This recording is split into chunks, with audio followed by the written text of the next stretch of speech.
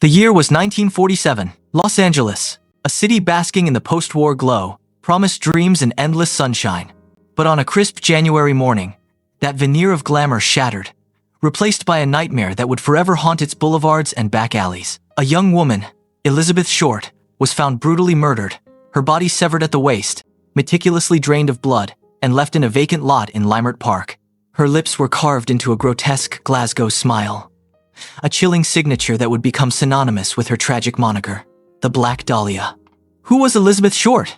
A hopeful starlet, a drifter, a woman searching for her place in a city teeming with ambition and desperation. Her life, like so many others who flocked to Hollywood, was a tapestry of fleeting connections, broken promises, and the relentless pursuit of a dream that remained just out of reach. She was last seen alive at the Biltmore Hotel, a grand edifice of old Hollywood, just days before her gruesome discovery. The details of her final hours remain shrouded in mystery, a tantalizing puzzle that would torment investigators for decades. The Los Angeles Police Department, under immense public pressure, launched one of the largest manhunts in its history. Detectives swarmed the crime scene, their faces grim, their notebooks filling with observations of the macabre tableau.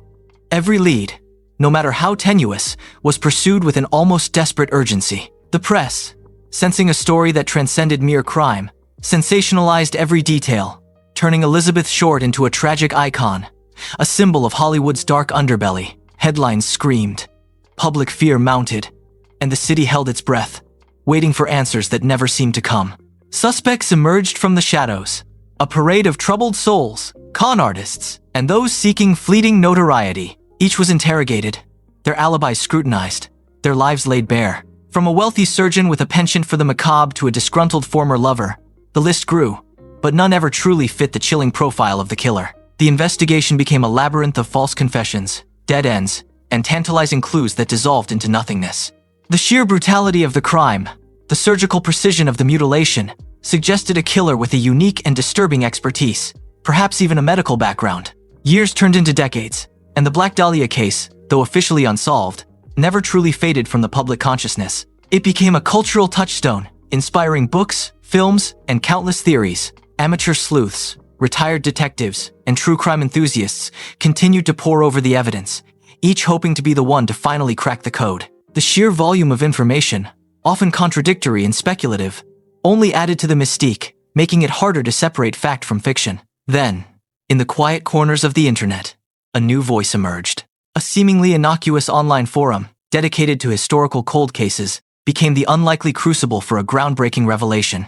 A user, under the pseudonym Shadowseeker, began posting meticulously researched details, cross-referencing obscure police reports, forgotten newspaper clippings, and even personal diaries from the era. Their posts were not sensationalist. They were methodical, analytical, and unsettlingly precise. Shadowseeker wasn't just rehashing old theories. They were weaving a new narrative, connecting dots that had been overlooked for generations. Shadowseeker's initial posts focused on a seemingly minor detail, the type of ligature marks found on Elizabeth Short's wrists and ankles.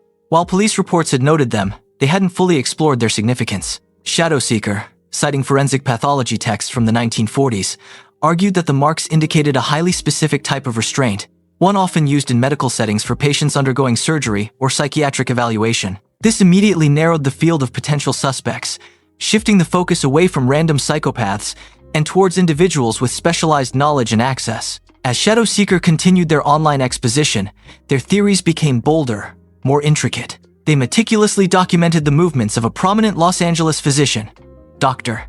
George Hodel, a man whose name had surfaced briefly in the original investigation, but was quickly dismissed due to his social standing and connections. Shadowseeker presented compelling evidence that Hodel, a brilliant but deeply disturbed individual, possessed the surgical skills necessary for the mutilations. They pointed to his known fascination with surrealist art, particularly the works of Man Ray, whose photographic style often involved dismembered mannequins and unsettling imagery, a disturbing parallel to the crime scene.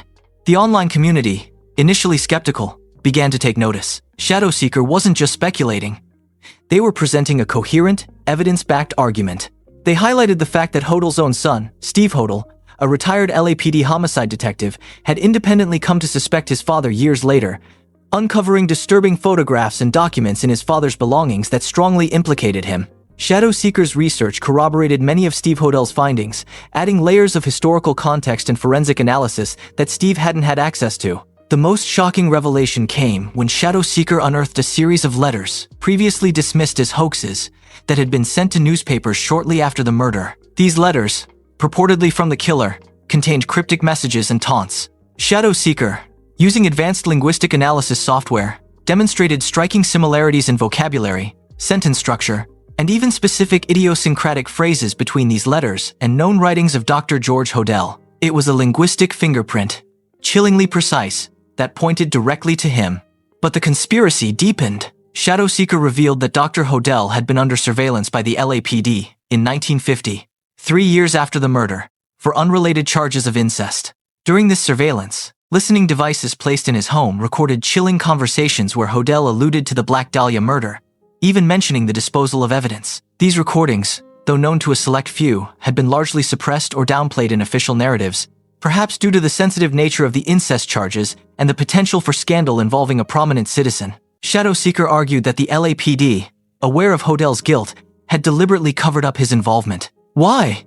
The answer, according to Shadow Seeker, lay in the intricate web of power and corruption that permeated Los Angeles in the post-war era. Hodel was not just a doctor. He was connected to powerful figures, including politicians, judges, and even members of the police force. Exposing him would have unraveled a far larger scandal, implicating numerous influential individuals and shaking the very foundations of the city's elite. The online revelations sent shockwaves through the true crime community. Mainstream media, initially hesitant, began to pick up on the story. The meticulously presented evidence, the compelling connections, and the sheer audacity of the alleged cover-up were too significant to ignore. The narrative of a lone, unknown killer began to crumble, replaced by a far more sinister and organized conspiracy. The Black Dahlia case, once a symbol of an unsolved mystery, transformed into a testament to the enduring power of hidden truths. It became a chilling reminder that sometimes, the most disturbing secrets are not those lost to time, but those deliberately buried by those in power. Elizabeth Short's brutal murder was not just the act of a single madman. It was, as Shadow Seeker revealed, a dark stain on the soul of a city, a conspiracy that reached into the highest echelons of society, and a testament to the lengths some would go to. Dreams were so cruelly extinguished. The shadow of the Black Dahlia, it turned out, was far longer and more pervasive than anyone had ever dared to imagine.